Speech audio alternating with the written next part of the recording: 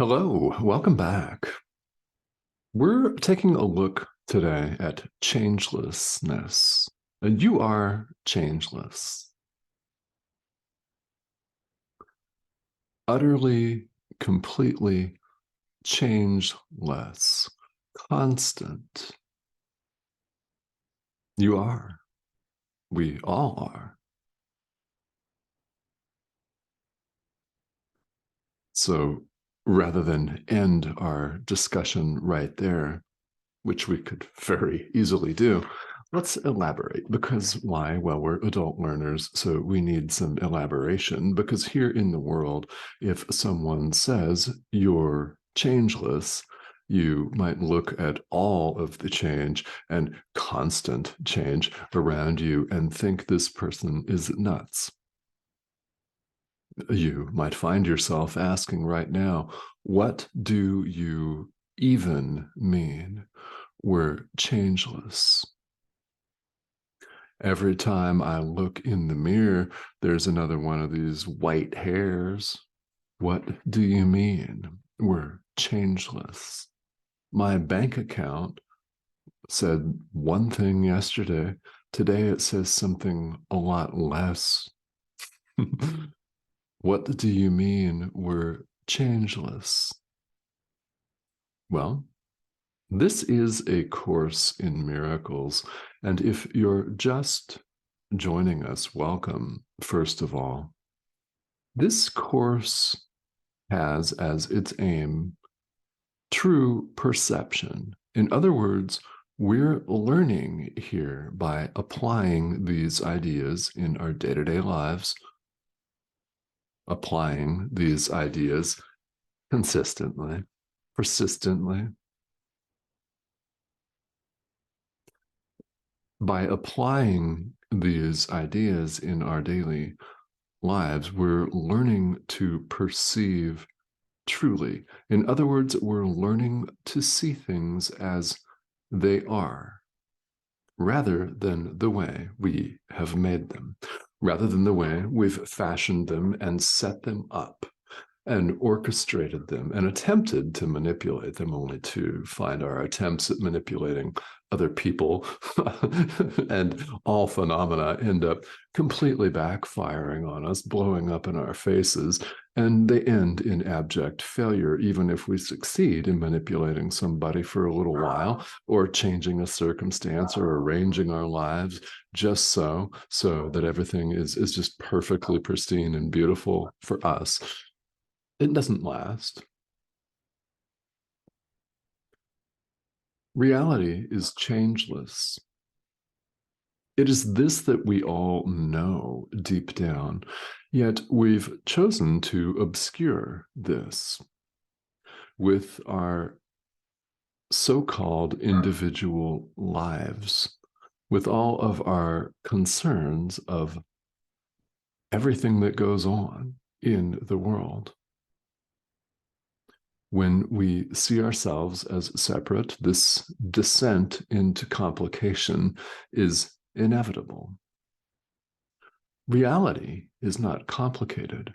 Reality is one. It's perfect oneness. And it has nothing to do with change.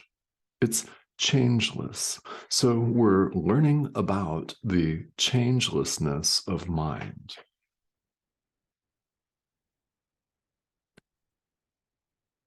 Here in the world, lots of things appear to change, and we think that our mind changes all the time. In fact, we use the phrase, change our mind. We change our mind about everything. We decide we're going to wear a gray shirt, but then we change our mind and we go with the blue or the black, or we change our mind about something that we're going to do in the future. We change our mind about what we're going to have for dinner. We just appear to change our minds about everything all of the time. So enter your inner teacher who takes this wild lack of focus and uses it to our benefit. We change our mind about our mind. In doing this, we realize that it is changeless. We think it flip-flops all the time. It's wild and crazy. In fact, it's changeless. We change our mind about this. This course, Learning to Perceive Truly, is about a change of mind, about you, about your brother who is you, about everything that appears here in this world. Everything. It's learning to perceive things as they are. So the helpful statement that we're going to work with today is 2 words, just 2 syllables, and it's as close to a statement of truth that we can get with our imaginary conception of words.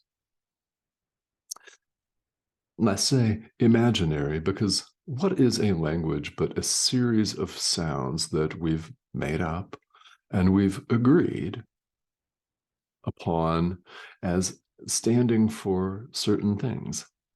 We give these collections of sounds and the things that they're supposed to represent all of the meaning that they have.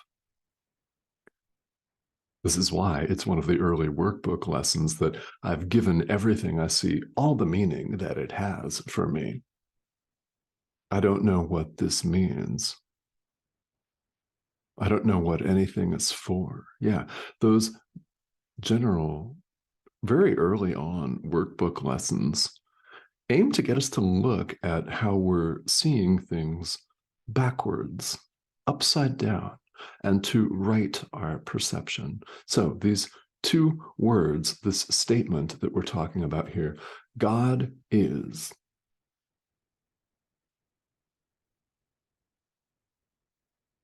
Period. God is.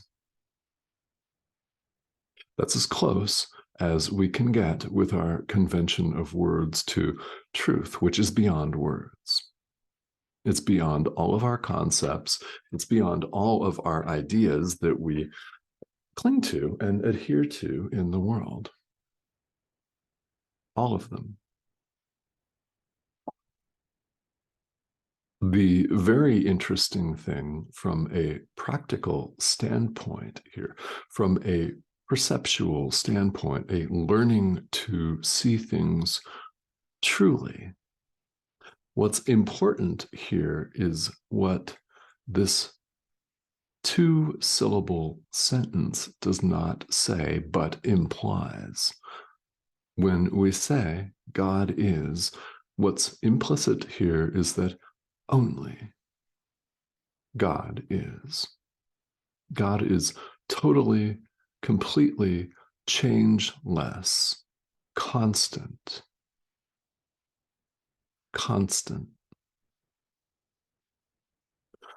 So, yes, here on the path, we're learning to set this wild fluctuation aside. That's not our reality. Because deep down, we all know that there's something more to it than just this thing that we see in the mirror every day that appears to get more gray hair all of the time. I mean, it just does. Everything appears shifting and transforming and lacks constancy here in the world, yet we know that there's more to it than that. Deep down, whether you have actively contemplated this in your lifetime or whether you've actively thought about it or had a discussion with somebody else about it, we all deep down know. That's why we find ourselves interested in spirituality. Because the way we've got this world set up, you don't have to be interested in spirituality, do you? You could be interested in anything else, and you could just immerse yourself in it for the rest of this lifetime. Then it's your choice. We all have this choice. Yet here we are on the spiritual path, which tells me one thing, that you have heard the call of our inner teacher, and you are answering that call. So thank you for that. Yes, I thank you for that. That's beautiful. Keep listening, keep answering. If you do nothing else, cultivate your relationship with your inner teacher. We all have an inner teacher. It's this part of our mind that speaks for God, that speaks truly, and this is what teaches us to see things as they are, to see our brother as he is, to see yourself as you are. And it's simple and incredibly powerful and incredibly profound. Yet in our myriad complications and adherence to the ego, we don't see the sheer, utter simplicity. We just don't see it. This means that we're not allowing ourselves to see it. So what do we need? A course like this one, A Course in Miracles. We need spiritual practice, whatever form that takes for you. We need it to change our mind about our mind. This is how it happens. We begin to accept that our mind is changeless. And of course, it's changeless. God is changeless. Our mind is part of the one mind. They're not separate component, 8 billion individual little parts. There's no separation of any kind. We're part of the one mind, capital M, God's mind. We're in the mind of God, having never left.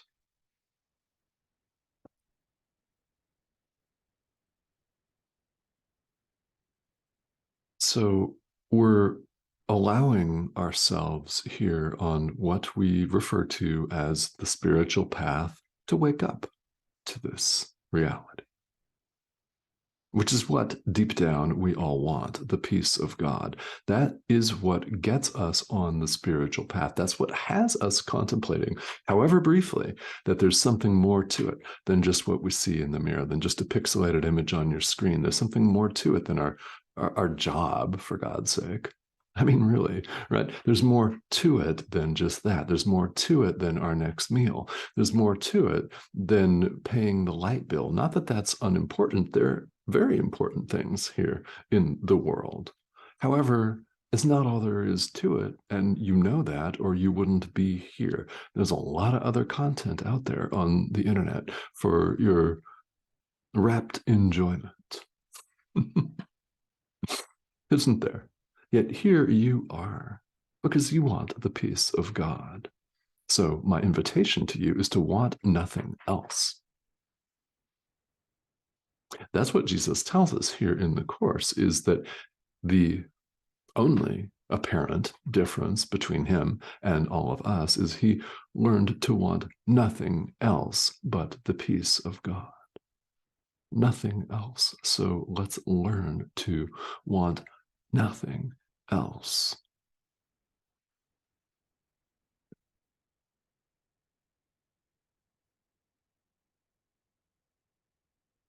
You are changeless.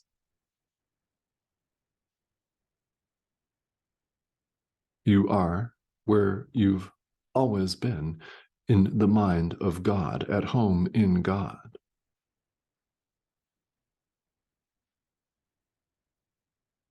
Where you've never left. And there is no separation of any kind. So when you forgive your brother, you're forgiving yourself. There is only perfect oneness. So what do we do here in the world under the guidance of our inner teacher? We accept, we receive this constancy, this perfect oneness, and we give it away. We extend it to our brother. And it's not a linear process. It all goes on at once, because to give and to receive are one in truth. This is lesson 108 from the workbook for students, and it's a prominent idea throughout A Course in Miracles. To give and to receive are one in truth. This does mean simultaneous. So give love to your brother, you're receiving it. Receive love, you're giving it. It's the same. There's only perfect oneness. So this is what we do. Under the guidance of our inner teacher, we learn this course, this thought system, and we change our mind about our mind, because we are changeless. Changeless. All right. So, as always, I thank you for joining me, and for all of the recent subscriptions. Thank you so much for joining us. We've had a number of people join us lately here in the last week. And if you haven't, the subscription buttons, this red arrow in the corner, go ahead and subscribe here. We'd love to have you. Comments and questions are always welcome here. My role here is to simply turn on the camera and microphone and share with you. So when something lands for you here, know that it's your inner teacher speaking to you. And it would be very kind of you, on behalf of all of us, to listen. This is the main difference in the world between people that appear to be practicing a spiritual path and those that aren't. The call goes out to each and every one of us constantly, because we have the same inner teacher. There's one teacher, and we all receive the call. It's just a matter of who is listening. And obviously, not everyone is listening at this time, but you are. So continue, please, to do that and extend love to the Son of God and receive it, because we're changeless, utterly and completely. All right. Thank you for joining me.